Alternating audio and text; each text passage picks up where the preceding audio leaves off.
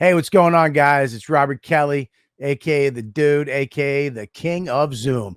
Thanks for checking out the Calta and Kelly YouTube page. We hope you like what we're putting up there. Make sure you go to patreon.com/Robert Kelly and sign up over there, because every week we put a show, an extra show. Friday show, only Patreon. And we also have the JO party on Saturday night, only Patreon. That means you, all the fans, get to come into a Zoom and hang out with us and all the other ladybugs. And it's a blast. So we also let you watch all the shows live. YKWD live, all the Calta and Kelly's live, unedited, all go on the Patreon. And you also get the 10-minute extra YKWD every week goes on there, along with Live from the Shed, one-on-ones, Tech Talk with Bobby and Friends. There's so much content up there. And you know what? It's all for what? A price of a cup of coffee. $5 get you in the door. And you're going to love it. So make sure you go over there, patreon.com/Robert Kelly. And here's another little thing I want you to do. If you like this content we're putting up, subscribe and like. That's it. Just hit the little button, subscribe, so you know when we got a new show out, and then like it so we know you like what we're doing. Okay? That's it. Patreon.com/Robert Kelly. Subscribe and like. Now, enjoy the show.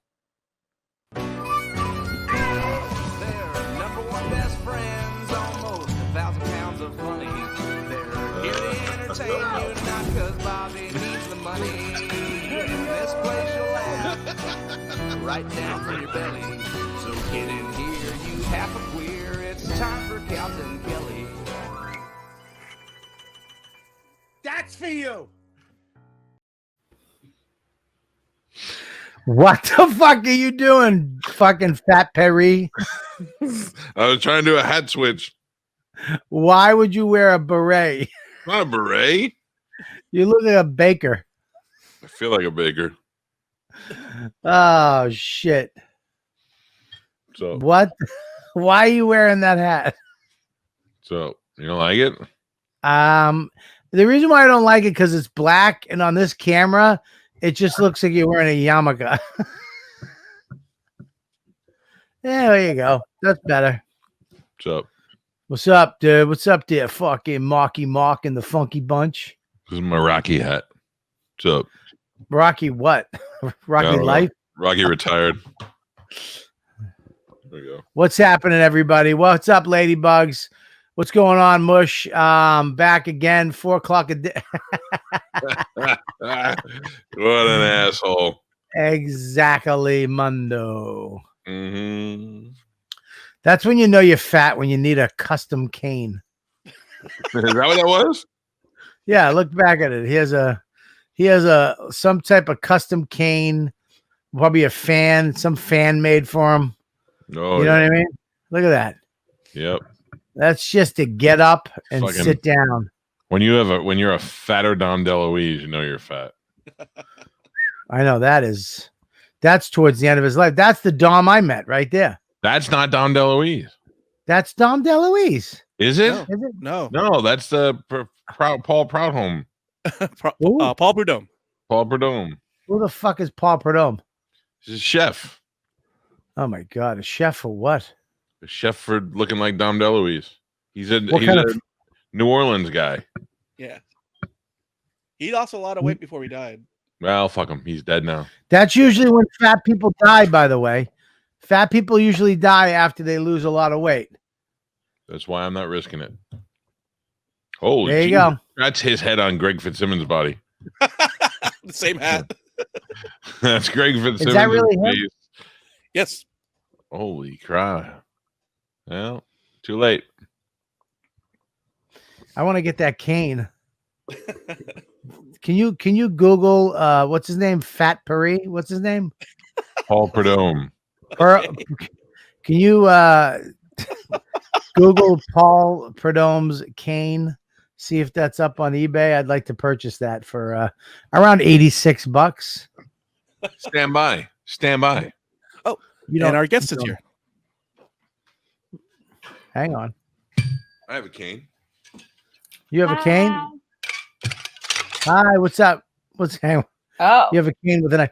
You know, I told you the story before. What's going on? How you doing? I'm doing okay. How are you guys? We're talking about Fat Liz Jets Miele, and a everybody, cane. give it up. We're talking about fat guy canes. When you're that fat where you actually need a cane to sit, go downstairs. But that's not mine. I mean, it's mine, but I don't need it to walk. Don't make her think that. She just joined the conversation. No, I was that's gonna his say- cane. Yeah, no, he has a cane that's a weapon. I like the idea that you guys trick people into thinking you need it, and then it's really just a way to like hurt people that make you feel sad. Thank you. That was my whole point. Yeah. I pretend that I'm feeble and then I'll stab you with it. Yeah, I'll be like, that's my parking spot. Get the fuck out of my way. Whoa. Oh, am I Well, not you allowed know- to curse? Oh, you are. I I just, know you Okay. can fucking curse all you fucking just- want. Don't fucking even just- worry Okay. fucking about it. I just found it wildly attractive. You guys are both Italian. I forgot about that. Oh Listen, yeah, there's gonna be a lot of cursing and cannoli talk all over the place. yeah, some fat guy flirting. If you're trying to get me fully aroused, it's working. I'm not gonna lie to you. I'm had like, me at cannoli. ricotta cheese. Where are you from? I'm from Jersey. That's why my hair looks like this. Hey, Mush, can you introduce our guest and plug her plugs right up at the top? We'll plug them at the end too. Well, from her new special Self-Help Me on YouTube, we have Liz Miele. The most anticlimactic. fucking- Where in Jersey? Right outside of Princeton. I grew up in Princeton until I was like 13, and then I moved to Pennington for like middle school and high school. Fancy Jersey. Yeah, fancy Jersey. gotcha. My parents wanted to make sure I, got an education that I didn't I'm a use. comedian. Yeah, like it's just so Yeah. funny that it was like a pretty good. It was a public school, but it was like one of a good public school. Sorry, my cat's crying because that's the vibe I'm giving off. Hey, I'm on a podcast. Yeah, she's like, "Rah." She was actually really good. She was on my lap, and then she just decided she doesn't want to be here anymore. She's like, I don't want to talk to these guys. I was also going to say that you'll be at Side Splitters this Sunday. Yeah, you were just there, Everybody at weren't Side you? Splitters. We were just there. Me and Mike and Mush and Joe Russell, and we're all there last week, Thursday, Friday, Saturday, Sunday. Great club, amazing time. First live Calta and Kelly, and she will be there this Sunday. Please purchase tickets at sidesplitters.com Nope. Sidesplitterscomedy.com. Hold on, I at gotta 6 go grab a cat. 6 p.m. Sidesplitterscomedy.com. Sidesplitterscomedy.com. That too. What did your parents do? Oh, sorry, I don't know. Sorry. What did your parents do? They were veterinarians. That's why I got Oh, this. really? Yeah. So they- are they excited about you, or were they disappointed? I think in the beginning, so they've always actually been pretty supportive. They had 5 of us, so like this one didn't do what you wanted, you just move on to the next. Yeah. So far, everybody didn't do what my parents wanted, but my youngest brother is in law school, so they're like, okay, 1 out of 5, we're doing it. But both my parents just retired a couple of weeks ago, but my mom was a cat specialist for like almost 40 years, and my dad a veterinarian to like all small animals. And I was a crazy cat lady and always loved animals, and like I was like hugging them, and I was all obsessed. I'm the same way now.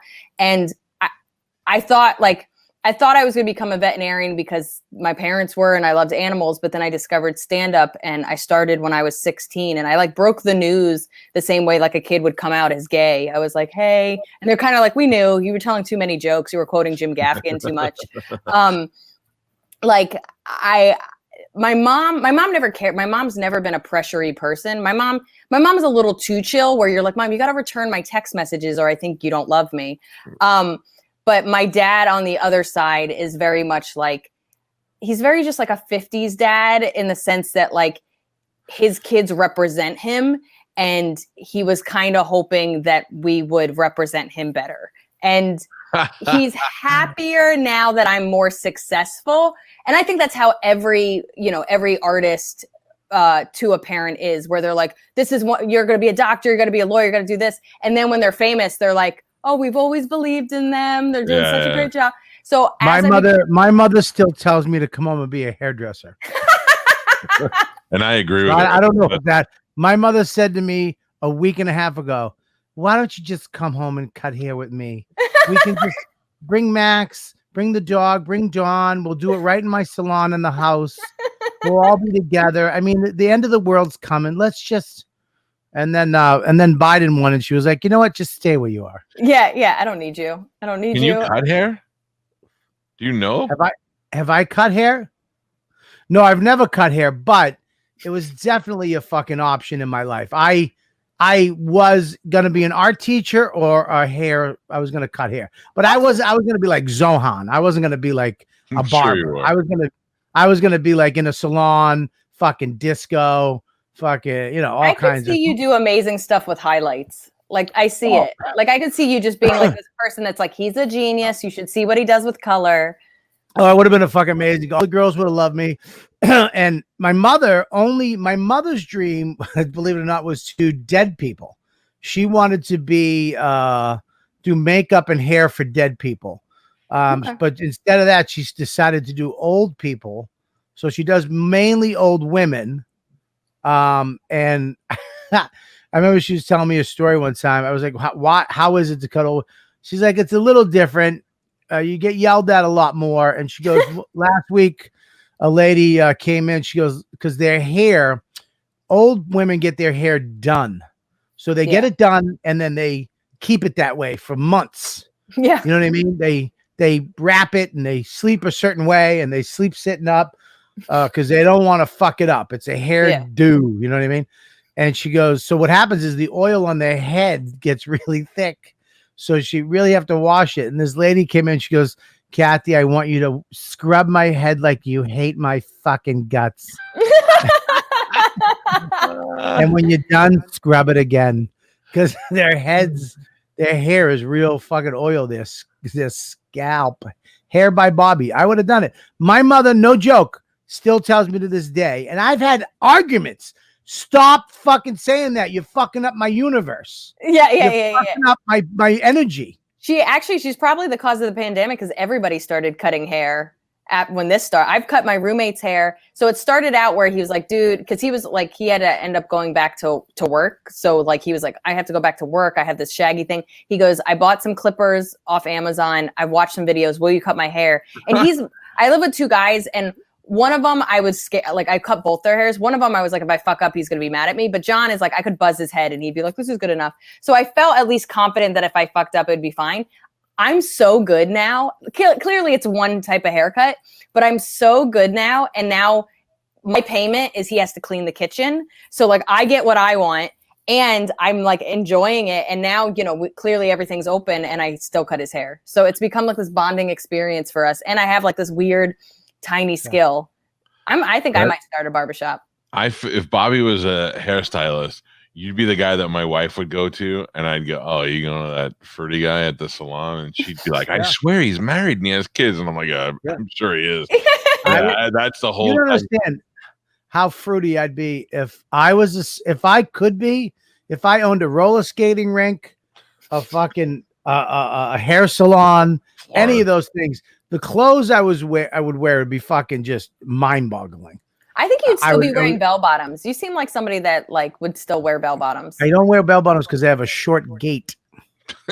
Okay. A very short gait. Bell bottoms don't look good to me. Bell bottoms look like a dress.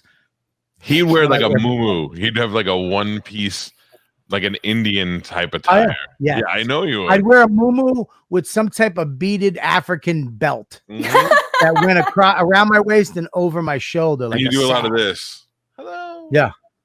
Oh yeah. I'd have the beads on my wrist. As I was cutting hair, I'd be praying. I didn't know haircutting and spirituality came together. I like that. I like what you're doing. You know, getting your hair cut because I had to get my hair cut on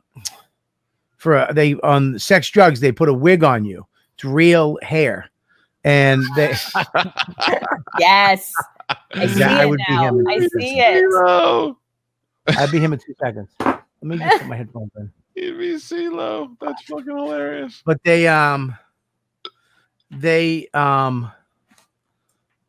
was I gonna say? You were saying you had to get your hair. You had a wig, and you had to get your hair cut from the wig. Yes, I had to get my. When you put a wig on you, it's real hair, and then they have to cut it. They have to actually give you a haircut to fit the character, right? So it's not like they just have a wig that looks like the person. You actually have to get a haircut. So when they put it on, and it was the first haircut in 15 years.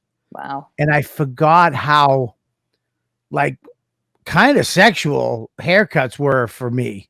Like I used to go, I used to I remember her talking to me and they're in your ear and they're walking around you and they're kind of brushing into you. It's very sensual. And then I was remembering like all the hair salons I used to go to.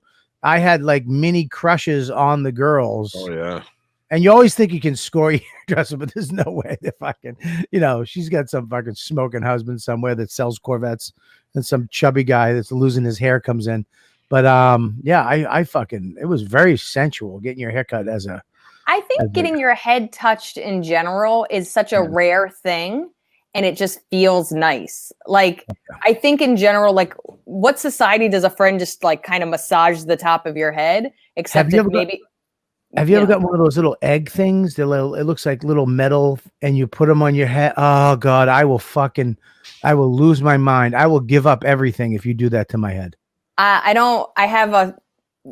With curly hair, you would like use like maybe a pick or something, but I saw a girl use a head massage thing that is better and it doesn't pull at your hair. So I have a head massage thing that I use to kind of pick out my hair. And I was like, oh, this is genius. Like I get a little head massage. My hair looks fluffy. But Bobby, I would do that to you. I wouldn't rub your head, but I would use a little tool on you if you wanted me to. I will fall asleep on your lap, Mike. Well, like a fucking Egyptian cat. I'll fall asleep right on your lap if you do that to my head. And it's funny because I have the same hair, believe it or not, as Liz. I have the same. You have to bring in pictures. I want to see pictures. I swear to God, I have the same hair. I love that. Was it ever long or was it short? It was long. I've had it long a couple times. I got a picture right here, but it's not long. Hair? No, it's not that long. You remember last night at Eddie's? Oh, you on the motorcycle? Yeah. Yeah. It's like 90s boy band long. Yeah, the longest I had it, but it's hard to get that long because once it gets dry, it goes back up. Your hair is probably like Cher's hair if you wet it. Oh yeah, no, my hair's like crazy long, even with curly. So when it's like, I mean, I also haven't cut it in probably over a year. A part of me is like, it has split ends and it doesn't look great, but like the part of it's like same with my skin. My skin's been bad, and I would go to like an esthetician or somebody, but I'm like, I'm wearing a mask. I'm not going anywhere. Like, what am I upkeeping for who? Like, this is horrible resolution. I'm not even like going to try. Like, I feel the same way about being married. Why bother? Nothing's going to change at this point. What I find fascinating is that like you have a beautiful shaped head, Bobby. I know you know that. When you started going bald, were you worried that you weren't gonna have a nice? Because I have a big divot in the back of my head. I don't know what the fuck my parents did to me, but like everybody was like girls were shaving their head for the pandemic, and there was like this whole like trend. And my roommate was like, "Would you ever do that?" I was like, "Not only would I never do that, but I know I have a weird shaped head." And I made him touch my head, and my skull like divots in the back. Like it looks like my parents were trying to get rid of me. My mom told me before I shaved my head, I was talking to her. She said, "Bobby, you're fine." And I was like, "Why?" She goes, "Because when you were a baby, I would roll you." She goes, "I roll you over every 20 minutes so that so your head would be normal." And this is a true thing. She would turn me over. Now, I know a friend of mine, their kid, who was it? I think it was Travis on Opie and Anthony. They had there's a helmet you have to get kids. Yeah. And you have to put it on there. If you just let a kid sit in a crib like this, the back of their head just goes flat. Flat, yeah. It's very malleable. Yeah. So my mother would roll me every 30 minutes so my head was nice. Yeah.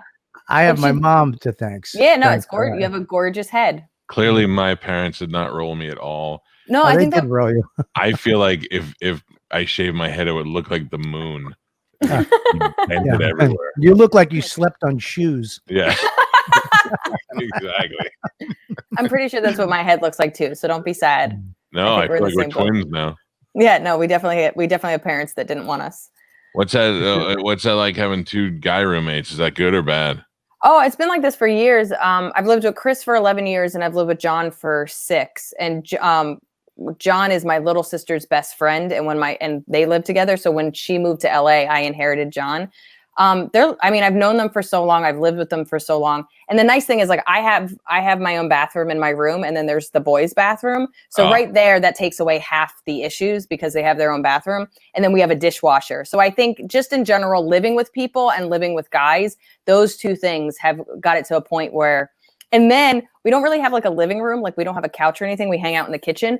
But during the pandemic, they bought, actually, Chris already had like a weight, a dumbbell and whatever, like to do like deadlifts and stuff. But then John got a bench. They got kettlebell. Like, we have a full gym. And so we were like we became a CrossFit in our apartment for at least the first 5 months. So in some ways, like, living with guys is very utilitarian. Like, it's just like what you need, nothing else. Yep. We were watching the election, and I took the bench press bench and I put it in the kitchen, and me and my cat are just watching the election behind him as we eat ice cream nervously. Like, we're very much all like bachelors. When I moved to LA, I moved there for 3 months, when they used to do pilot season, and I got some Airbnb. I got for 3 months right in West Hollywood. I had one fork, one spoon, one knife, one bowl, one plate, one cup, a coffee cup, and that's it. Yeah. And it was so easy to live my life. I would wake up and wash my fucking spoon, wash my fork, wash my shit as I needed it, and put it away. Now I got 15,000 different forks, 9 different fucking butter knives, and to me, a fucking butter knife matters. If the butter knife ain't right, I don't want to butter shit. There's certain butter knives that I don't like a pointy butter knife. My wife has these points. It's like, get those the fuck. You want a round end to fucking dig? And a steak knife, I like a steak. There's certain forks have to have. She bought these unbalanced fucking forks. This unbalanced. Every time I'm walking to the table, my fork just fucking flies off the plate because it's unbalanced. And for fucking 5 years, you hear me at least once a day going, fucking forks. I just want you to know that's something my dad, like, we would set the table when we were kids, and my dad was like, I don't want these shitty forks. And there was a fork that it must have just had more weight, and he would go and he would find it at the table and steal it and replace it, and you would get this like weird light. And at first I was like, my dad's fucking nuts. And then I got older, and now I live with these guys where, like, again, we're all bachelors, and I was like, where's my fork? There's a fork I like. Yeah. There's one knife. That's an Italian thing. Don't touch my stuff. There's a knife we have. It's a steak knife. Looks like a steak knife. Same black handle as all our good steak knives, except it goes thin. It's like a paring knife. And she sticks it in with the steak knives. And every fucking time, without fail, I go to grab a fucking steak knife and I pull that shit knife out. Every time I go, here it is. I'll even be like, not tonight. I'm getting and I pull it out, and it's that thin fucking thing. And she won't throw it away. I want to toss it. I need it. So when you're playing knife roulette and you pull it out for the third time, why don't you just throw it out? Nobody's ever going to use that skinny ass knife for anything. She uses it. She uses it for fruit and certain things. She uses it. What if you put a little label on it? I have label makers, and there's actually new label makers out, and does your head exciting. Have to do that when you talk? It does. I'm very excited about labeling. You should see my desk. It's insane. It really is. But you should, even if you just like take a little bit of nail polish and just put it at the end so you don't get tricked, you should do something to just label it so that you don't get your heart broken every time you reach for that dumb knife. I don't do that because it's my only. I love to. I want to. You love the anger. The anger that it gives me fuels something. Like, it's like you're like, I wrote a whole hour based off that anger. Yeah. I just go like this. Here it is again. And she goes, just get the other one. It's the same conversation. Hang on one second. Speaking of my wife, I've trying to call her for over an hour. She's not picking up the phone. She finally calls me back. I would just like to know why she's not picking up the phone. Why? You know why. I FaceTimed her. I text time. I fucking did everything. I emailed her. Every little beep or whoop or zip or vibration could have went off in her pocketbook or her cleavage where she keeps her phone. And she's driving and she's trying to be responsible. There she goes. She run. Now she don't pick it up. She's with Larry. Well, you know what? Tell Larry I said hi. She got a side piece. She only goes to see him when Bobby's doing the podcast. She actually joined the podcast so she could watch and make sure Bobby's trapped in the shed. Are you at home, Bobby? Yes. Yeah, I'm home. Okay, so she's like nearby. She's supposed to be at Super Stop and Shop. Oh. Or Stop and Shop with the kid. She's with the kid, so hopefully she's not cheating on me with the kid. That's just gonna fuck him up forever. Yeah, that's a level of dedication that's gonna have repercussions. There's an earthquake, Max. Hold on to the back seat. Speaking of, I'm dead set in the middle of a fucking hurricane right now.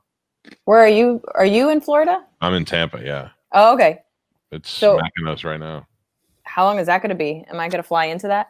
I don't know. It's all kind of bullshit. Everybody gets all excited for nothing. I've been doing stuff all day and it's barely raining out right now. You're fine. Yeah. I mean, I at this point, it's like I'm worried about COVID. I'm worried about flying. This is going to be the first time flying since March. My first headlining gig since March. Like, a part of me is like, let's pile it on. Everything can go wrong. Let's do it. I'm just going to be like with, like getting dragged out with my umbrella, being like, guys, do you like these punchlines? I don't remember. Yeah. First time you're flying down here, huh? Yeah, I was, the last flight was from London back to New York because I didn't want them to have the pandemic without me. I was like, come on, New York City, let's all die together. So we did it. We made it work. Can I just say something? This storm, Tropical Storm Eta, is going right through you. So at 7 p.m. tonight, it's going to be whacking you right in the face. Yeah, well, I'm pretty prepared because I ironically had these guys come to trim my trees today. It was already scheduled. So they trimmed all the dead trees this morning. And I gassed up all the cars. And I've always have enough food in here for the Armageddon at any point. So I got enough weapons to protect myself. Oh, yeah, you have so many canes. I just feel like... I have a cane. This is a birthday gift. Somebody got me this. It's a cane with a gun handle. So fun. But then also a sword of sorts. Everything about that is like just a fourth grader that's like, when I grow up, I am going to have described my life.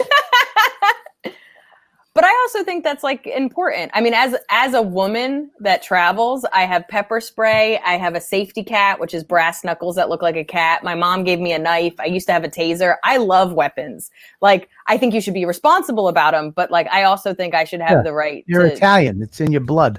I love just because I'm tiny. So I like just the power of it. And it is funny when I do get spooked, I just kind of walk down this, like I don't even hide them. Like I'm just like pepper spray, safety cat. And I just walk down the street like this, like a mad woman. Yeah. You don't want to have them and not be able to use them. What is a safety cat? Oh, I know a safety cat. Okay. So my keys are too far, but this is actually one that somebody gave me in Thailand and it's really spooky looking, but I want to show you. It's plastic. It's like brass knuckles, but it's got a little cat face on them. So they got little pointy things. Look at them. They're badass.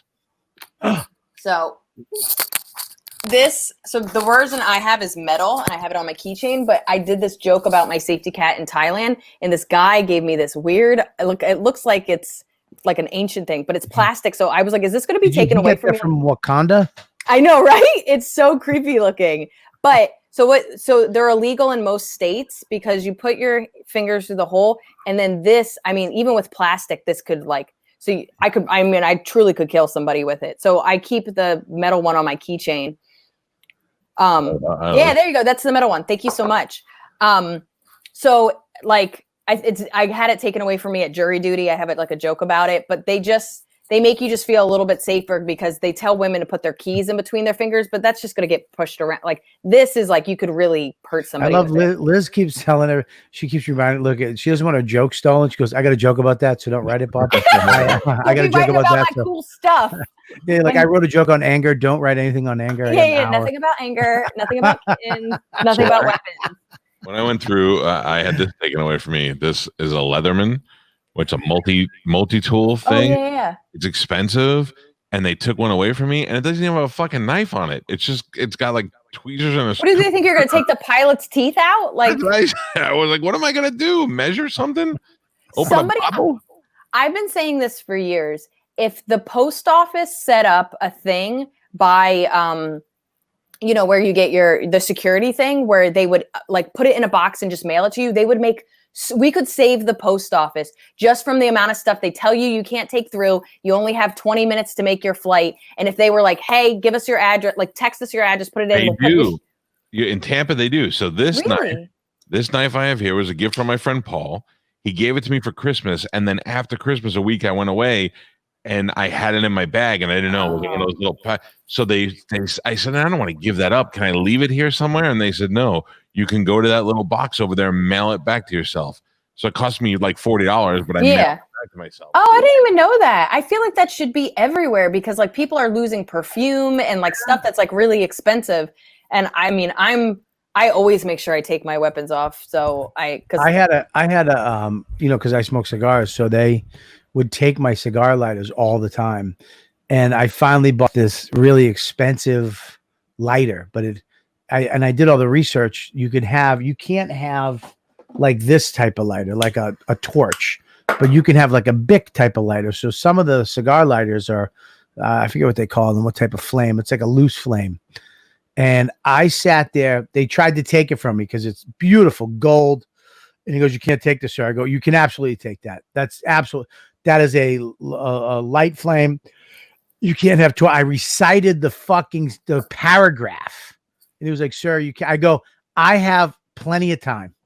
I'll miss my flight. Go get somebody. And I made the guy go on the website at TSA. And I just saw them talk to each other and he went, fuck it. Yeah. Went, fuck it. I made him give up. He was like, fuck it. Just let him have it. And I go, thank you very much. I do like the idea that you're like on page 44 of the TSA website. It says, yeah, I would have screenshots. I'd be like, this is your emblem that you made up these rules. Fuck them, dude. You ain't taking my goddamn lighters. I got so many lighters taken away. Nice ones. Just taking. What am I going to do? Look at me. I know you're not supposed to do this, but could you just look at me and go, he's not going to do anything. He can barely get his seatbelt on. What's he gonna do? I don't know. I don't know if I trust your face. Sorry. My face? Yeah, if I was TSA, I would be like, he's trying to look like somebody that's not shady. Well, let me tell you, if you don't trust me, then you don't trust yourself because every person at TSA looks exactly like me. If I was TSA, I'd look at you and I go, who, that one over there with the creamy skin, the guy who clearly moisturizes his whole head, he doesn't want to hurt himself. Let them go. You'll enjoy this story. My mom's like terrified of flying. And so my little sister lives in LA. She got married last year. And my mom was like, I don't want to fly alone. Please fly with me. And I was like, okay. And my mom, the week before the wedding, she mailed all her clothes, her dress, her heels, and her makeup because she like didn't want anybody to touch her stuff. And so then we get to the airport and like I have TSA pre, so like I abandoned her immediately. But when I came back around, all she had with her was like a tiny backpack. And it was like her wallet, her Kindle, and like 3 huge bags of cinnamon gum. Like think like Sam's Club size cinnamon gum. And when she went through, she got pulled aside. She got completely patted down. Then they took her little bag and they took everything out of her bag. And she was like freaking out. She's like, I don't understand. I go, Mom, you have a suspicious amount of gum and no underwear. Like, of course you're going to get pulled aside. But it wasn't until afterwards that I started to realize like cinnamon gum is really smelly. And that's the type of gum she likes. And of course it looks like she would hide stuff in it because it's a smelly to throw the dogs off. But I'm not even joking. We were going for 4 days for this wedding. And my mom had like, all she had in her bag was gum. I was like, you look so crazy. You look like they hired an old lady to fucking. I've taken I've taken cigars and then put them next to like microphone wires and all kinds of wires.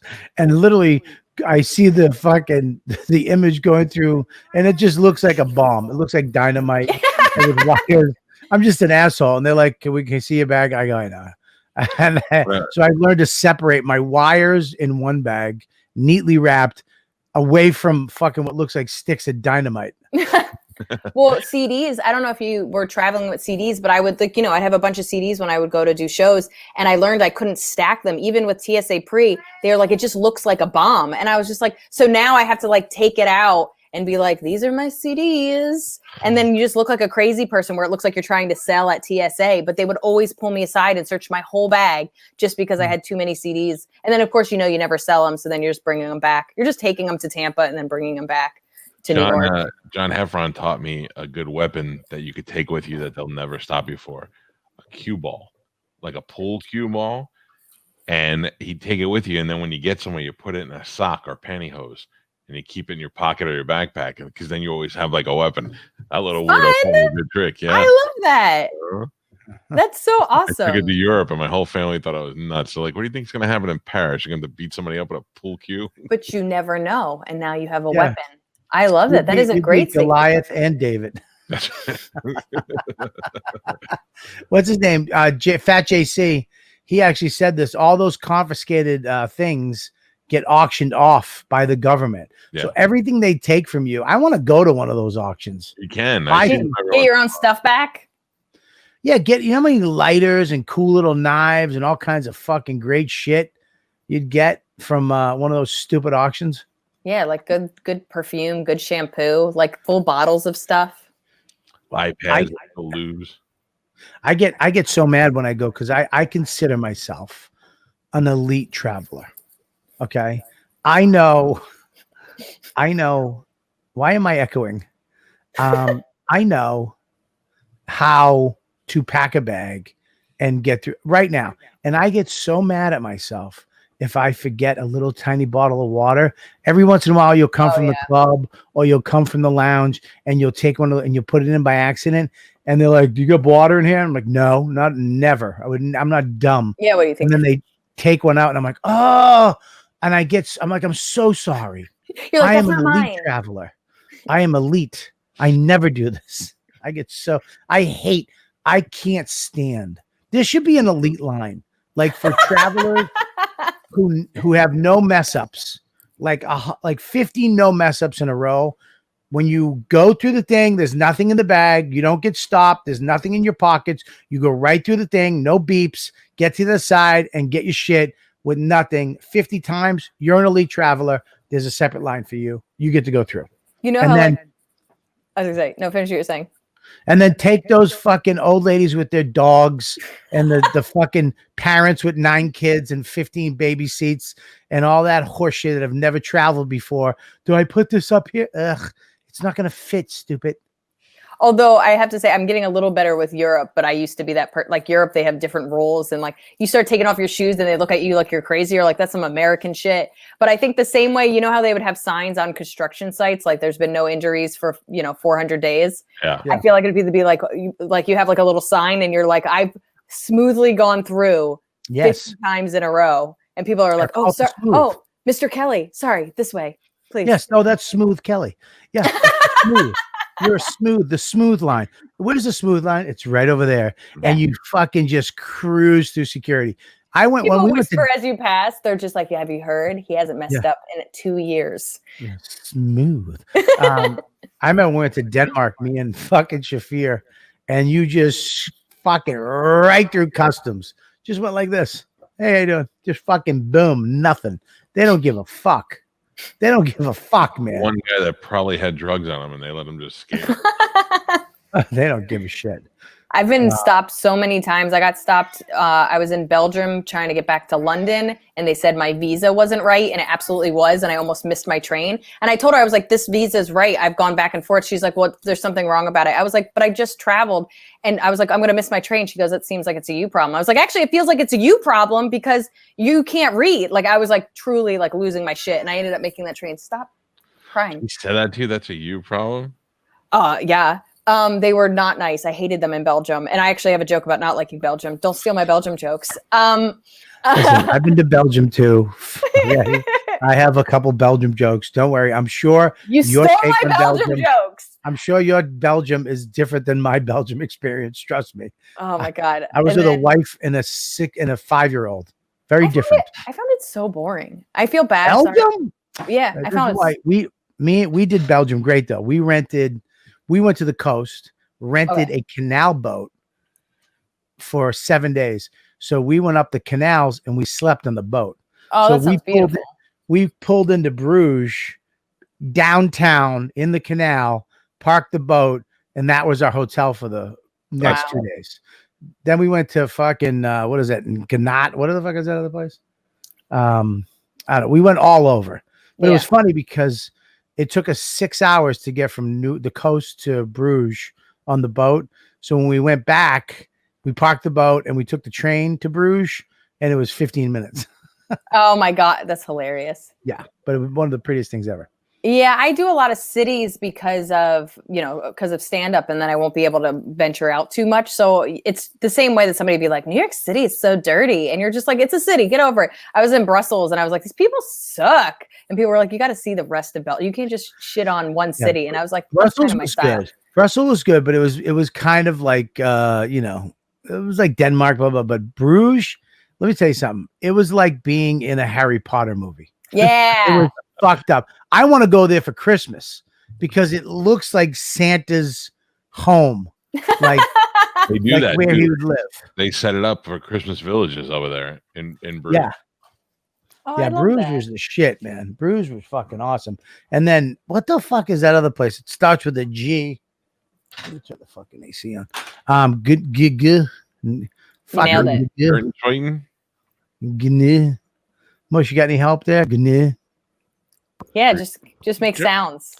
Germany and Greece are the only 2 G countries I know. No, not a country. It's a town city. Town. Okay. I'll find out. He would have came up with Germany on his own. No. I was saying I was dumb. I'm sorry. Thank you, Mush. You heard it. Greece. And, Ghent. Sorry, Ghent. Oh, I liked Ghent. I did a festival in Ghent. I have to say that was really pretty. And they had this festival going on that felt like a Renaissance festival, but then I realized that was just their culture. Yeah. We went to Ghent, and I took me and Max was sitting on a bench in front of a castle, a 400-year-old castle, and he fell asleep on my lap. And then he woke up and he was like, Dad, can we go in the castle? I was like, fuck yeah. So we all went in the castle, ran around this castle for hours. And I came back and I was telling one of my friends, I forget what dumb comic I was talking to, as we went to a castle. And he was like, yeah, dude, if he likes that, you should take him to Disney World. And I was like, he just went into a fucking real castle, a 400-year-old castle. You want me to take him to fucking Florida? Yeah, so pretty. Yeah, look at that. Beautiful, man. Jesus Christ. Yeah, we pulled the boat right in there too. We pulled came right into one of those canals, parked the boat, and then walked around there. It was so pretty. Fuck, that place is nice, man. I mean, yeah.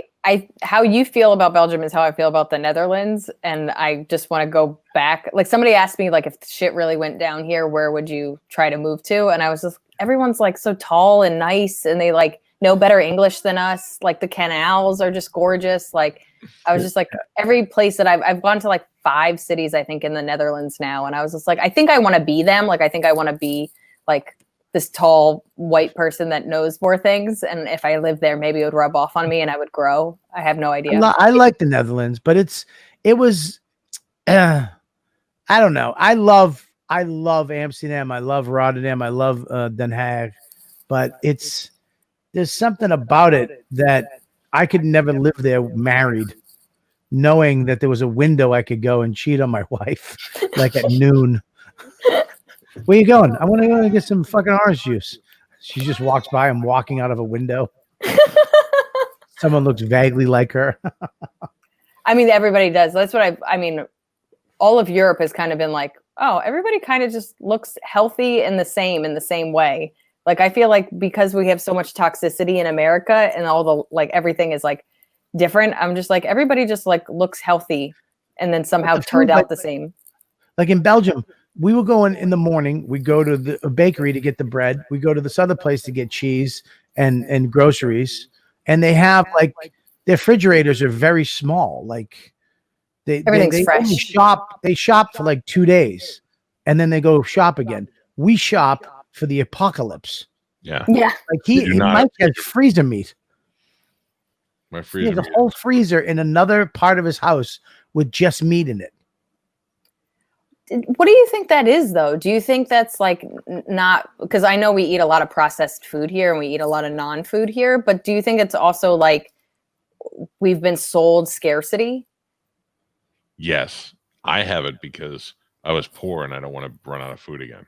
Yeah, I get that. That and I'm chubby. That and what? I'm chubby. No, I mean, I think there's What? huh? Stop it. Don't say no.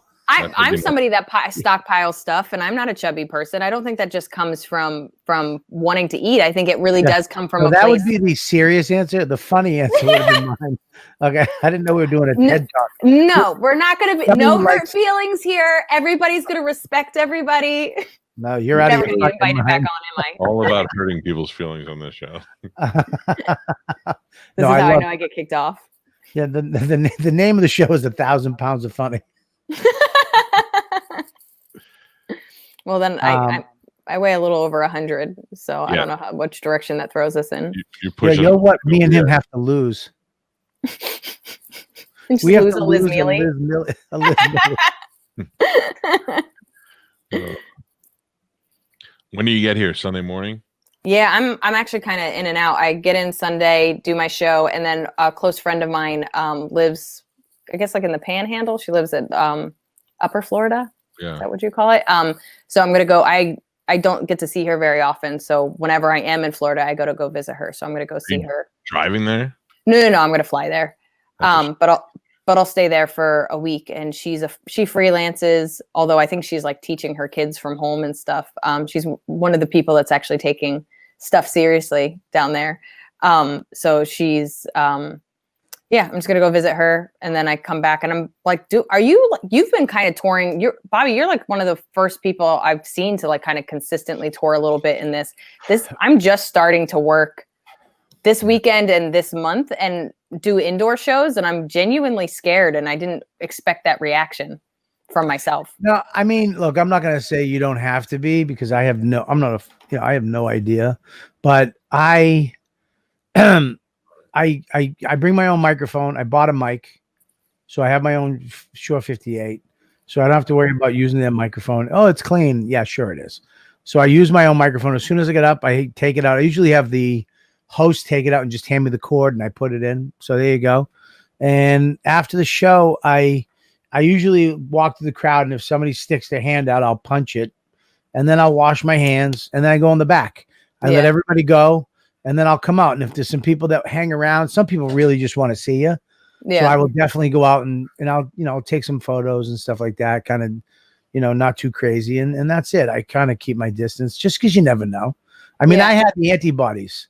So I had it in February, and then I tested for the antibodies in March or April or somewhere in there. And so before I went on the road, I got checked and knew I already had it. So I was kind of a little more safe doing that. But look, the plane is the safest place to be because the air filtration on that is amazing. The airports are cleaner than shit. And then the hotels, I just wipe everything down. I have sanitized wipes. As soon as I go in, I'll wipe everything down. And then the club, I don't fuck with anybody. Yeah. And don't use that microphone, man. I have those mic. Oh, I don't have my own mic, but I use the mic condoms, like they look like little shower caps. The windscreen, or it's like it literally looks like a little baby shower cap, but it's like, and you just kind of put it on. Think of it like almost like a little mask, and you put it on. So I was using them in the parks because they had park shows and rooftop shows. So I was gonna bring Clorox wipes, and I was gonna bring my little mic condoms. I don't know. A part of me is such weirdly a people person, and I don't think I realize how much I am a people person. And I actually think the hardest work of doing comedy is the meet and greet after shows. I think it's you have to think on your feet. It's more exhausting. People are asking questions. It's like almost like doing a podcast after you do an hour.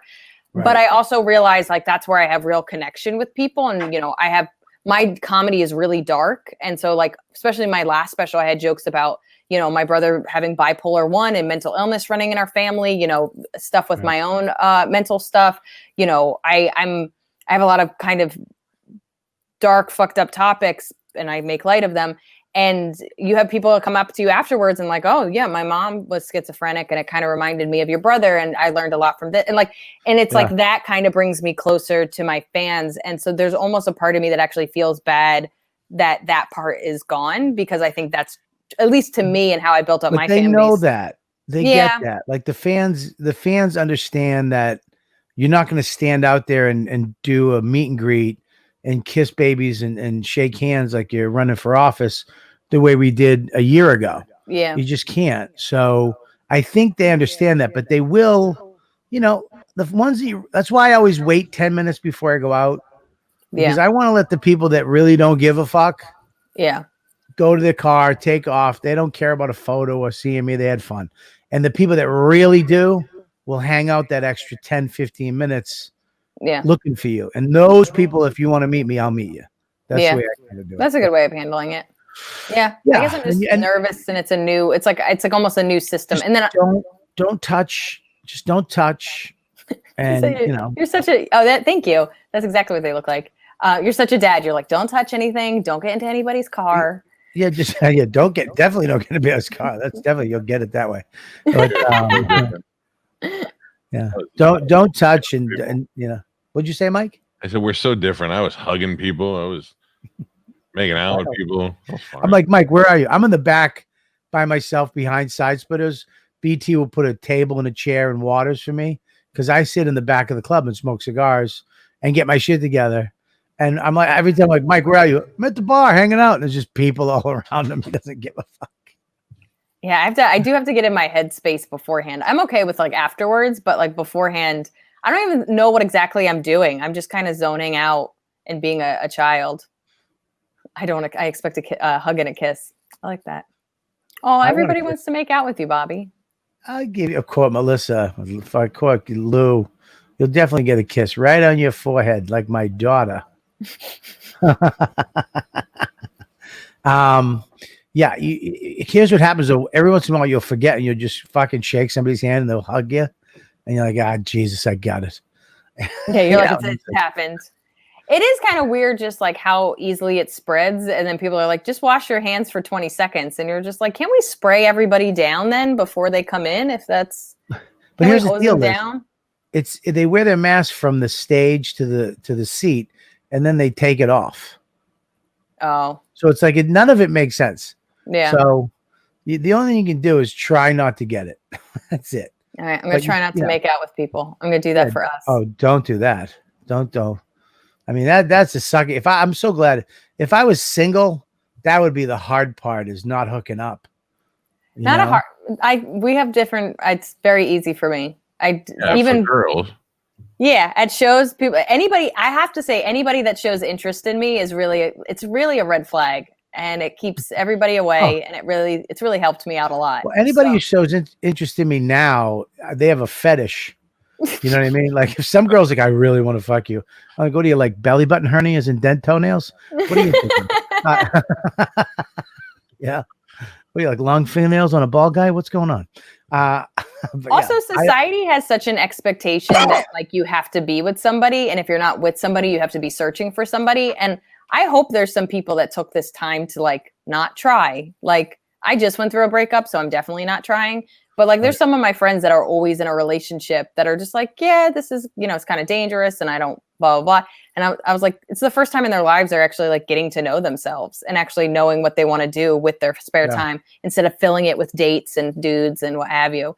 So in some ways I'm like, this has been just nice that even if I wanted to try, which I don't right now, I'm not going to, because it's like, I don't want to get herpes and COVID. Like it's a bad date. That's a really bad date, guys.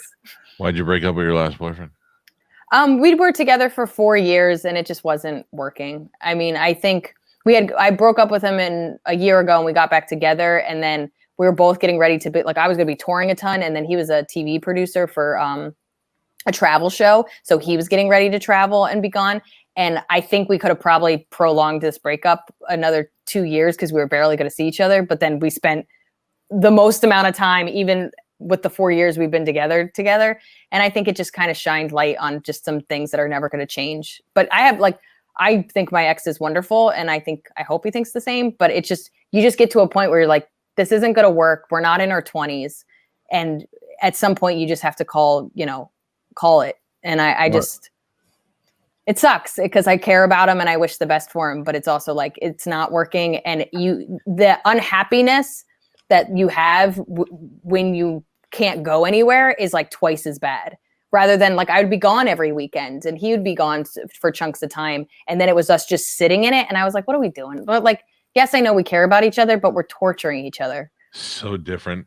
If I'm happily married, but if I ever had to like a good come to Jesus meeting like that where we got divorced, I'd be sad for one day, and then the next day I'd be like, "This is fucking awesome." I'd feel like the weight was lifted because of the freedom. Yeah. I mean, I don't think I ever wanted to be in a like I've never been in a relationship that would take away my freedom just because I do travel a ton. But I've also never been. This is my longest relationship. I've never dated anybody more than 4 years. So. I do, and I go for chunks of time being single. I've never been somebody that jumps from relationship to relationship. So I think because I just don't have the experience of ever having something really, really consistent, even when I am with somebody, because I'm always traveling. You love Steve Martin? I do like him a lot. You can see my Steve Martin stuff. One's there, one's there. Yeah, I like Steve Martin a lot. I would say I'm more like, you can see, hold on, my hair's in the way. Dick Gregory. I was a huge fan of Dick Gregory, and I got to see him live twice before he died. Richard Pryor clearly, and then you can kind of see a little bit of George Carlin by my jackets. But like I have a signed thing from George Carlin, and met him a couple of times when I was younger. So what'd he say? What'd he sign? Let me throw my cat off me because I think you'd actually really like this, Bobby. When I was 15 years old, I wrote to 40 stand-up comics, and the only people to get back to me was George Carlin, who signed this. It says, "Hey, Liz, go do it." I was 15 and I hadn't done stand-up yet. And then I started doing it when I was 16. And then Judd Apatow actually wrote back to me. This is before 40-Year-Old Virgin. So this is like after Freaks and Geeks, but before Undeclared. His email was still on his website. So this is like 2000, I think. And what did I say? You said nothing. You said absolutely nothing. But yeah, so Judd told me to like stay in school, and because he's like, if you want to write, you should get better at writing. And then George literally called my house, which was insane, and basically said the stuff that everybody says, like, write a lot, get up on stage, da da da. But what he did is he kept the dialogue open, and he's like, if you have questions, write to me. So I wrote to him a couple of times. I got coffee with him when I was 19, and then he gave me his email, and I would email him and keep him in touch with him. And like, I was written up in the New Yorker when I was 18, and I sent him a copy, and he called me up to be like, I read it. It was awesome. He was just like incredibly kind. This is George Carlin? This is George Carlin. Holy shit. That's great. Yeah, it's funny. I actually I didn't talk directly to Judd Apatow, but Judd and this other director are doing a documentary on George Carlin. And I actually asked Esty, I was like, hey, I have like kind of this weird mentorship with him because he was really kind for me from literally 15 to I think 25. And just a thoughtful person. I have all these emails printed, and I have like he signed books and pictures with him. And I just want to tell him because clearly everybody knows he was a genius, but he was probably one of the kindest people I've ever met. I've talked to his daughter a couple of times. So many people have stories about what a sweetheart he was. But I was like, if you're going to make a documentary, people should know that he was an absolute gem of a person. So Judd put me in touch with Michael, who's directing it, and I talked to him a little bit. That's awesome. What does that say on the thing again? It says, hey, Liz, go do it. Cause I hadn't, it's kind of. Well, cause DeRosa got thing, keep kicking him in the balls, I think. Yeah. Isn't that what it said? But he thought that he said that to just him, but apparently that was the thing that he wrote. So he got it tattooed on his arm. Oh my God. And then we were like, dude, like, I think somebody on the internet posted that he wrote it to a bunch of people. That was his thing that he wrote. Yeah. Everybody. He thought it was like to Joe. Yeah. Oh.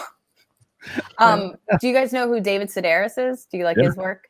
Yeah. So David, I don't know David. I don't know why I said it like that. But David Sedaris, what I like about him is when he does those meet and greets and when he signs books, he wants them to be super personal. So he'll have these conversations where he'll be like, "What's the last bad sandwich you had?" Like a bologna sandwich. Okay. And then he'll write something. He'll be like, I hope all your bologna sandwiches get better. Like he makes them like extremely personal. And I always kind of loved that about like, I was like, I went to one talk of his years ago, but I've never gone to like sat in a signing. And I was like, I want a really personalized, creepy message that I don't even remember when I go look back at it 10 years later. Wouldn't it be great if he doesn't do that anymore? And you were like, hi, David, pleasure to meet you. Roast beef. Yeah, exactly. And he's like, okay, weirdo. When I was a kid and I didn't know really what I wanted to do, and I was like about 18, 17, somebody gave me that advice. They said, write to people that you like for advice. And I was like, oh, but the internet had first come out, and I wrote to Cameron Crowe, the director. Oh, wow. To me, and I talked to him a bunch of times. Chris Farley hit me up one time. That's awesome. Yeah, and I was like, holy shit! I wish I would still. I wish I saved them. I wish because they were emails. I didn't know what you could do with them at the time. You know, that was good shit. That's great advice. That's my dad was the one that gave me that advice, and it was like the best. And I kept doing it, especially when I was a young comic. So when I was 18, my dad for Christmas when I was 18, NPR, Terry Gross would interview comedians, and there was a compilation of CDs, and he gave it to me as a gift. And I knew who most of the people were. Colin Quinn was one of the people, Drew Carey, like it was all these different kind of comedians and comedic actors, and I loved it. But the two people I didn't know was Maz Jobrani and Ahmed, because she interviewed Middle Eastern comedians post 9/11, because this was 2003 or 2004, and I thought they were both so funny. And so I wrote to both of them. Ahmed never got back to me, although I ended up meeting him in Malaysia and basically telling him that story. I was like, you never got back to me. But Maz got back to me right away. He's an LA comic, but he happened to be in town in New York. And I was asking him a bunch of advice because I had been doing stand-up at that point, like 2 years. And I was still like, I don't know what I'm doing.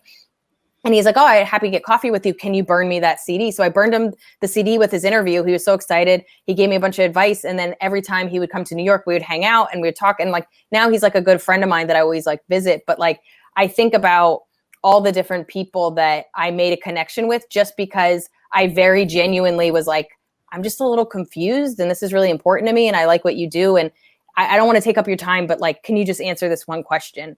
And that was the funny thing is I did have some people come back and they just sent me a signed headshot, but I was like, I don't want a signed headshot. I want you to tell me how to be you. Like, I want to get to where you're going. Probably people who didn't open their own mail. Yeah. And the ones who did, because Maz is a super sweet guy and so is Ahmed.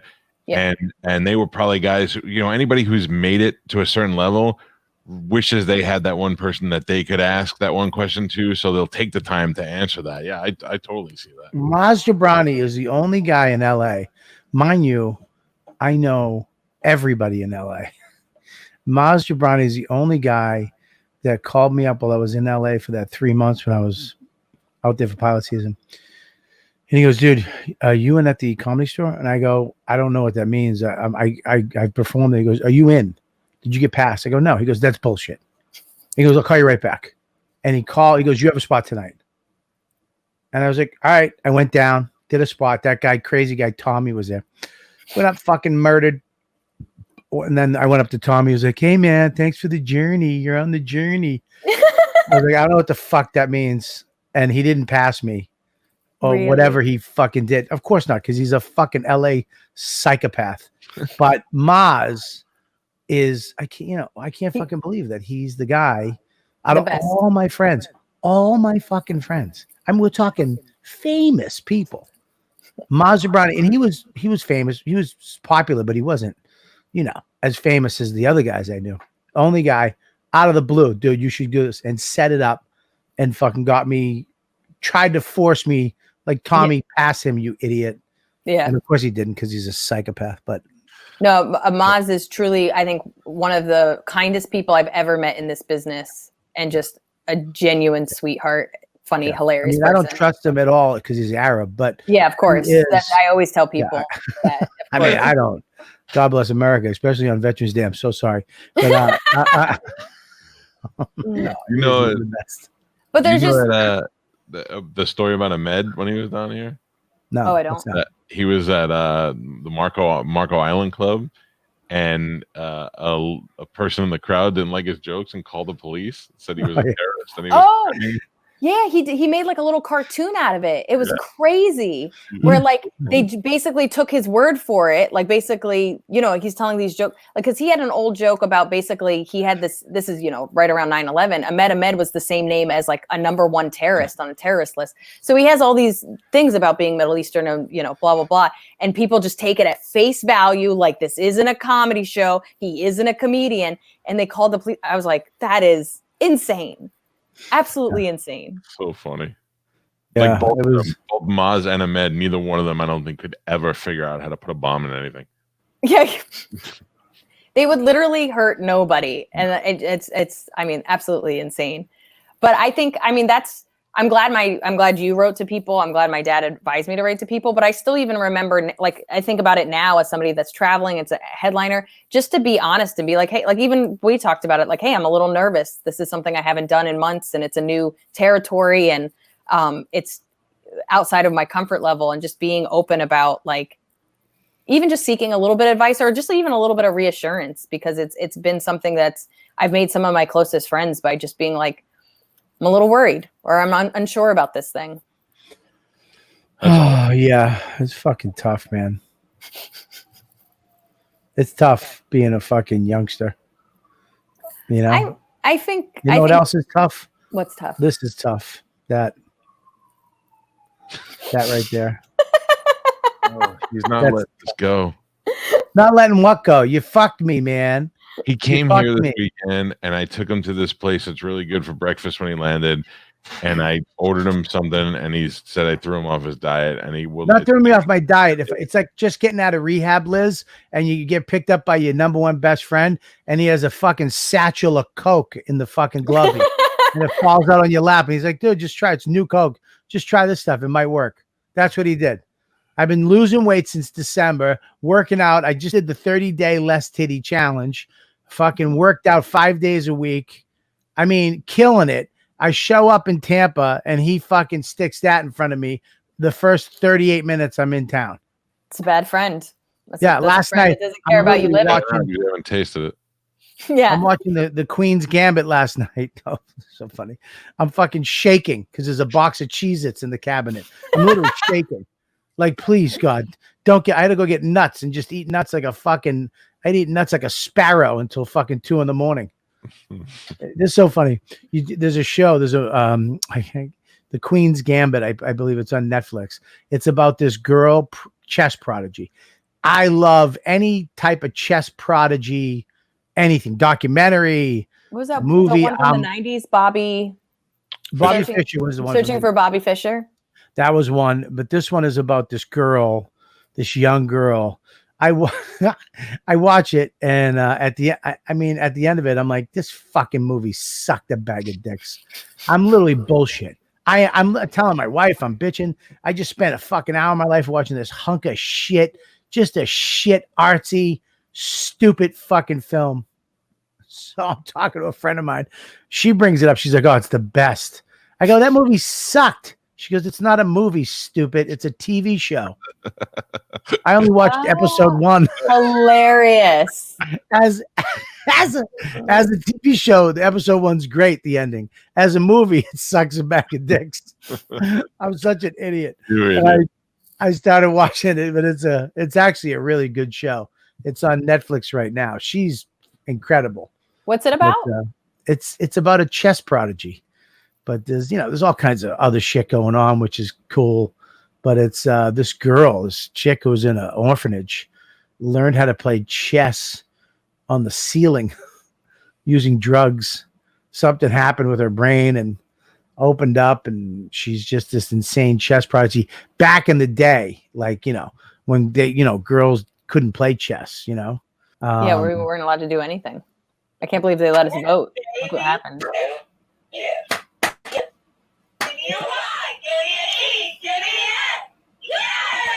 Yes, back in the day. Didn't know what was happening. Yeah. So it's actually a pretty good. It's a good TV show. Shitty movie, great TV show. I want you to put that review on Netflix and just have people be like, so you understand? I was so excited to watch this movie. I had a sandwich. I had my little drink. I was ready to rock and roll. I watched it. At the end of it, I'm like, fuck this. Fucking artsy fucking stuff off douchebag. the table. Fucking end the movie with fucking subtext. Fucking stupid. Fucking, I was so mad. And then I found out it was a TV show. I didn't. Episode 2 was great. Fucking idiot. You're like deleting all the reviews you have left. You're like, sorry. My great grandmother fought for chess rights for women. Lou, shut the fuck up. Really? No. You guys, women had to get chest rights. No. You're lying. She's lying. My mom was actually telling me, so she was in middle school in the late 60s, I think early 70s. And she said they weren't allowed to wear pants, and they had like a petition because they wanted to wear pants. And I was like, oh, why'd you want to wear pants? She was like, it was fucking cold. It was cold. And we just went. And then even when they finally, like, they overturned their little school rule that they couldn't wear pants, she was like, we had to wear like trousers. It wasn't even warm pants. But like, at least she was just like, we were tired of wearing skirts and being cold all the time. I was like, good point, Mom. You know when that was? I think it was like 69, 70. The good old days. Yeah, it was in Jersey. My mom was. He said the good old days. You know, when women couldn't wear pants. Just so you know, Yeah. we are lovely to be around. We are lovely to be around, and when we're comfortable, we're nicer. Remember that. I would love to wear a skirt just to have that type of air-conditioned freedom. We already know from your what you're going to be when you're a stylist. Yeah, but even if I wasn't going to be a stylist, Mike, you wouldn't want to fucking walk around your backyard in a muumuu? No, I get very uncomfortable when I have too much free flowing. I need to be constricted a little bit. What are you talking? Why? I need He needs control. Yeah, I need to be constricted. I get it. It's too flowing for me. Oh, I love it when it's flowing. Are you somebody that like ties your shoes tight? Are you a tight shoe person? Yep, I can't wear like when my friends wear like the Timberlands open. I can't do that. I'm like, how? It's not even tied. It's ridiculous. Your ankle balls are just hanging out there for everyone to see. I mean, I feel like I take a big step, I'm going to lose my shoe. I just don't like it. It's too much unknown for me. Yeah. Imagine how we feel. That's our lives. Yeah. Out there. All our bits. Yeah, but it must cool everything off. Oh yeah, it's awesome for like a month and a half in the summer, but all the other times you just kind of feel vulnerable and things are getting, flying up, and it's just I'm not a big dress person in general, but when but I also am also always cold too. So you guys overheat a lot more. Women had to wear skirts because it was easier to go to the bathroom. A man could actually take it out and go, aim it. Women really can't aim pee-pee. You know what I mean? So you have to take your pants off.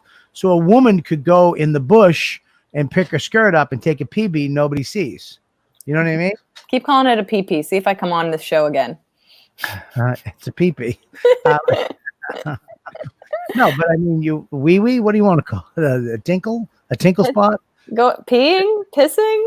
A piss button? Well, you could, I mean, doesn't that make sense? I get it, especially if you're somebody that's like, you're like holding a baby. It's clearly much easier. You know what I mean? You can do things more one-handed. Put the baby down before you pee. That's ridiculous. No, sometimes they run away. As somebody that's pretty much peed with a cat in their lap because they were making sure that they don't fucking do something horrible. I've had to juggle, especially like watching my niece and nephew. Like, you're just like, I remember asking my sister, I was like, what do I do if I have to pee? She's like, bring them in the bathroom with you. And I was like, I don't have to explain stuff to them. And like, like, that's just like, I don't want to have a lesson while I'm peeing. But like, that's what you got to do. So one time when my son was little, I took him I was in like Macy's and I had to take him in the stall with me when I had to go to the bathroom. And I figured there's enough little room in there for him to move around, and it felt weird to have him in there, but I had no choice. And just the 1 second that I wasn't paying attention, he dipped under into the stall next to me, which imagine if you're that guy. Yeah. Take a dump and all of a sudden some little kid pops up and is like, Hey. Depends on the type of guy, though. It could be a fucking home run blessing. Yeah. Thank you, God. He's like, I did tap 3 times. I knew this would work out. I tapped 3 times. Answered. All right, well, listen. We got this Sunday. We got Miss Liz Miele is going to be 6 p.m. Her own show. She's headlining Side Splitters. Yeah. Go to sidesplitters.com. What is it, Mike? Sidesplitterscomedy.com 960-97. That's right there. Go get your tickets. It's a 2-drink minimum, 18 and over. Go check her out. She's hilarious. This is your first time, I believe, headlining Side Splitters, correct? Yeah, it is. I was like, I'm going to do it during a pandemic, during the worst time. That's what I want. Look, it's a good time to do it. You're going to get people there. and it's Sunday. People are looking for stuff to do, and it's early enough to actually, you'll be home in time to have your fucking watch your show and do your shit. Let's watch a little clip right here of Liz Miele's. Push the button, mush.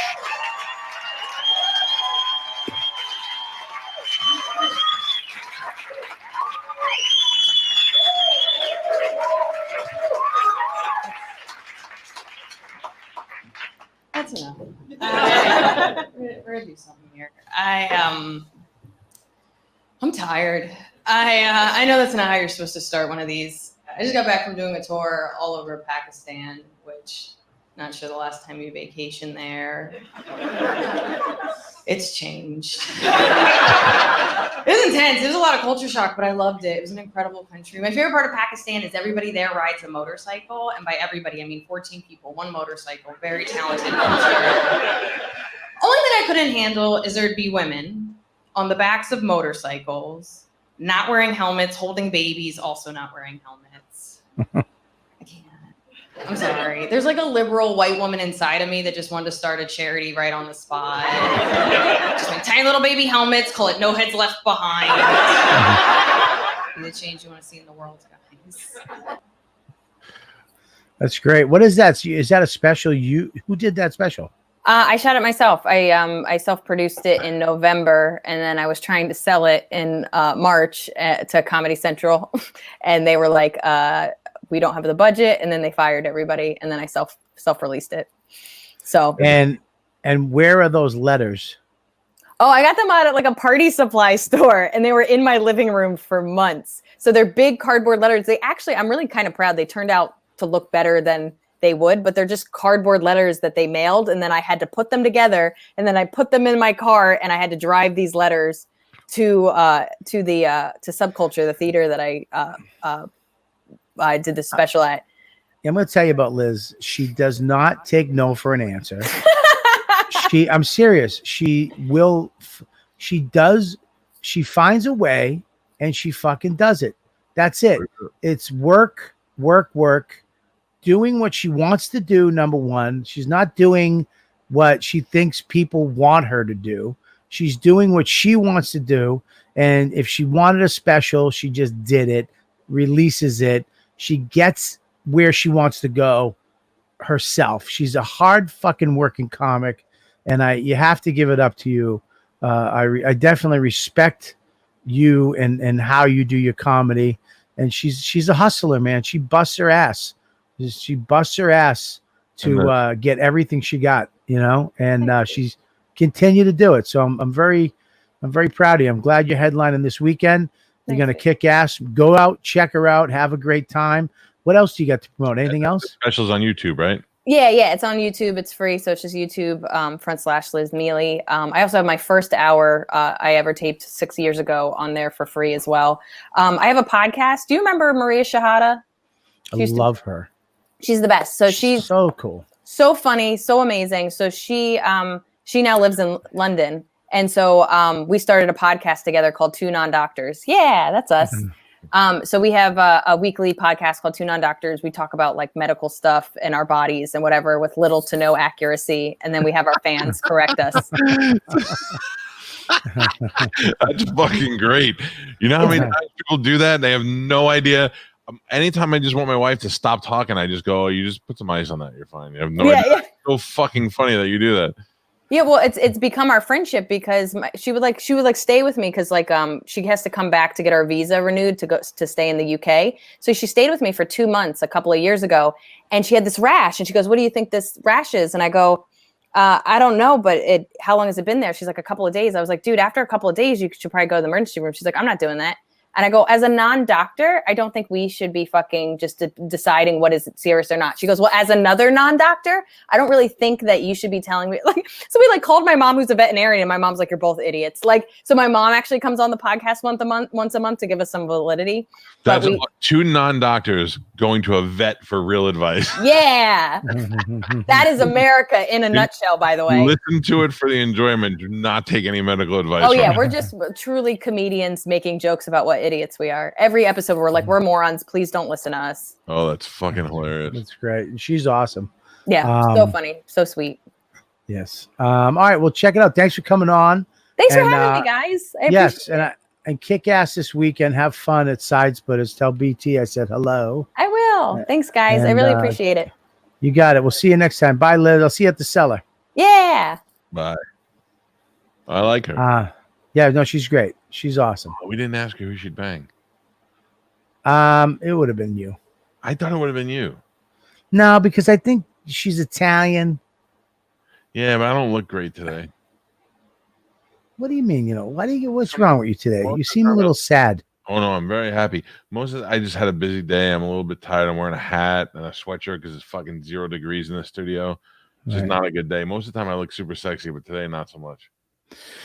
I'm exhausted today too. The last 2 days I had to get the whole yard together and tarp it. So I tarped the garden. I had to tarp all the furniture, all the stuff I put in the middle, and I put a big tarp over it, and I had to do all this shit to winterize the backyard. And thank you, Lou. And I'm fucking exhausted. Plus I've had fucking like 9 Zoom meetings the last 2 days. Me too. I've had like fucking hurricane Zoom meetings all day today. All people saying the same dumb shit. Well, this happens. If this happens, it's not gonna happen. Yeah, it's like fucking it's like I gotta do another Zoom meeting after this. And I'm doing the bonfire tonight. I'm working more now than I've ever fucking worked in my life. Bonfire is Soder. Soder and Big J. Yeah.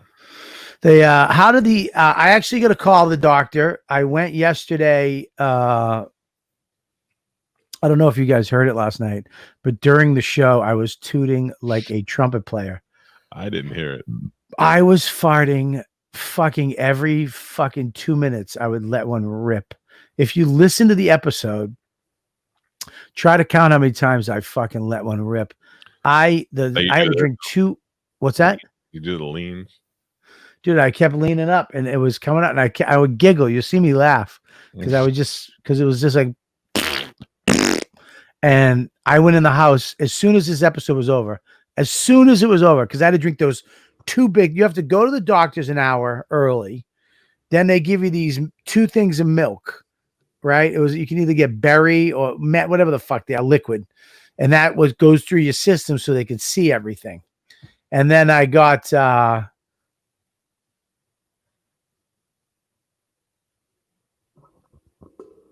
Put the phone down. I'm not on the phone. I thought you froze. You're on the phone. My internet froze. My phone's over here. Well, I know when I'm in the middle of a story and you look down, you're on the phone. I am not. You just put your phone over there. You just did a magic trick. You just did a trick. No, you didn't. Magic. You did. You told me you wanted to do magic yesterday. You told me you used to do magic with Joey. You're hilarious. You want to make a nickel come out of your asshole? Yeah. So anyways, I drank these 2 things.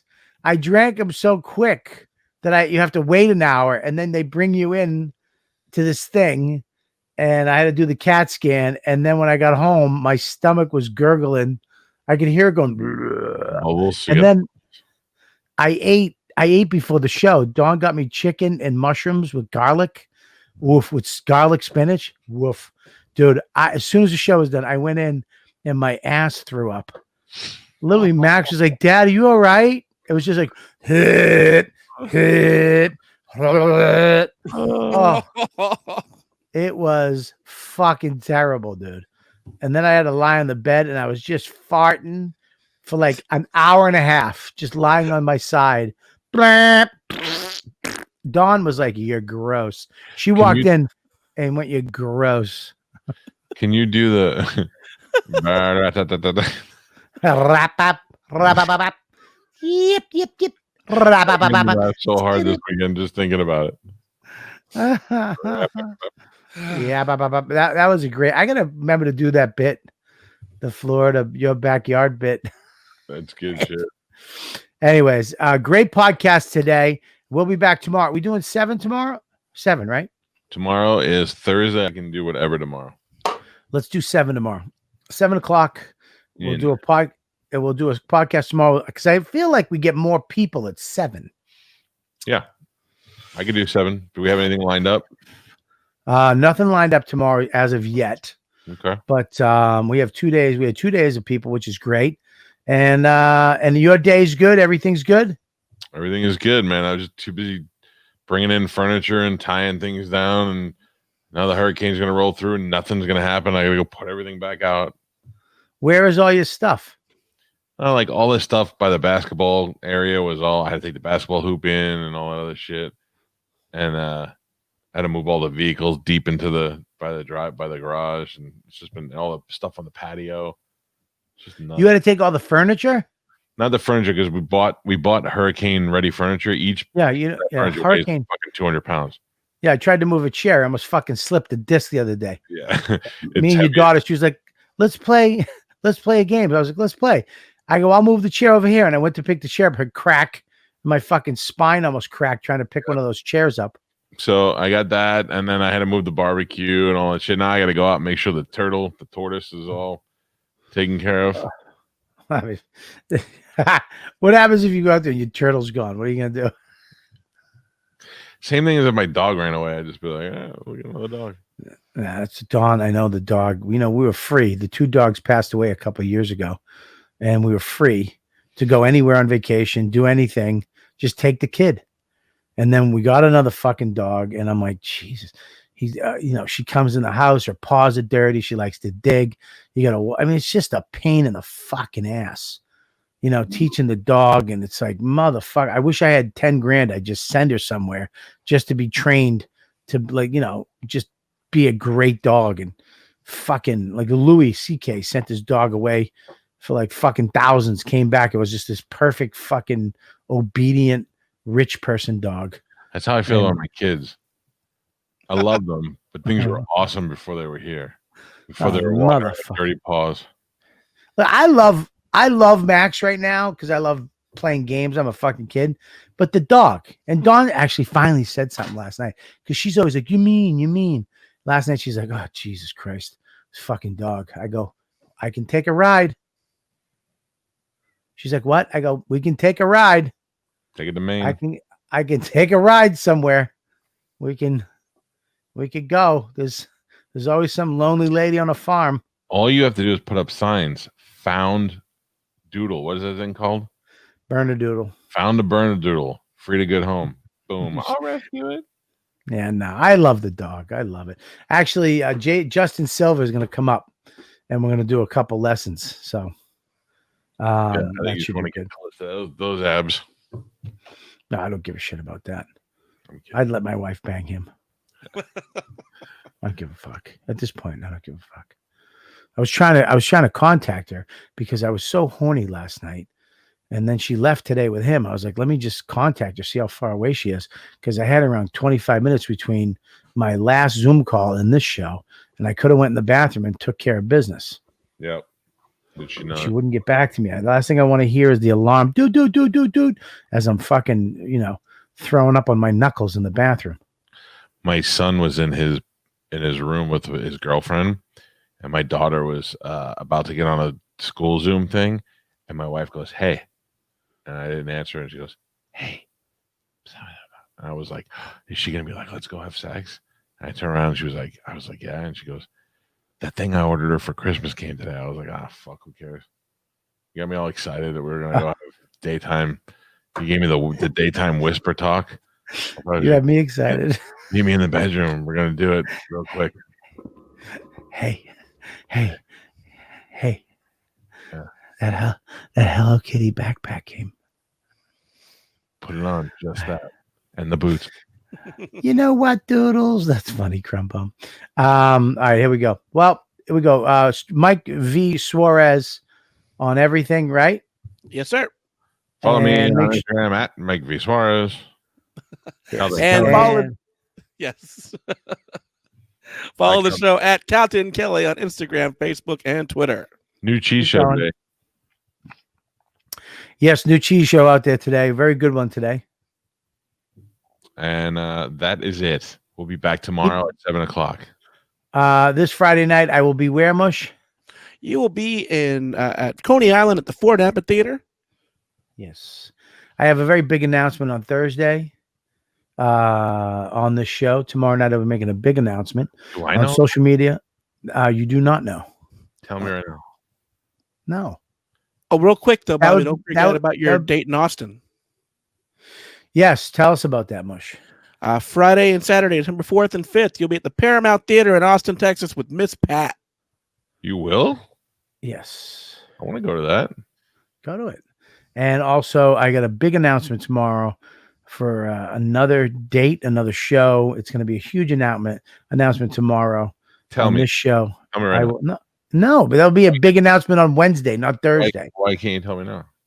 Because I was told not to make the announcement until Thursday. Who told you that? The people that I'm doing the thing with. Where are they? I'm not telling you. Where are they located? They're located in the United States. Near you? Will you fly there or drive there? It's none of your business. All right. You know what? I have when I bought these with you, Yes. I created a game with Max that we tell a story. Some of it's going to be true. Some of it's going to be false. Okay. And then we play a game where he would ask me questions about the story, and I would have to either go, yes, or no. So now you can ask me questions, and I will do the same thing. When you go to this gig, will it require a flight and an airplane? No. Will you be with other famous comedians? Oh. Are you headlining? No. Wait, ask me again. Are you headlining? Well, yeah. Should I go? Yes.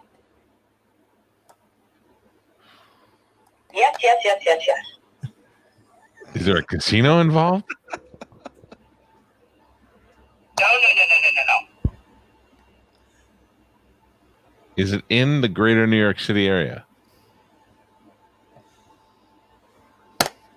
Yeah. Oh, I want to know. Is Ron Bennington involved?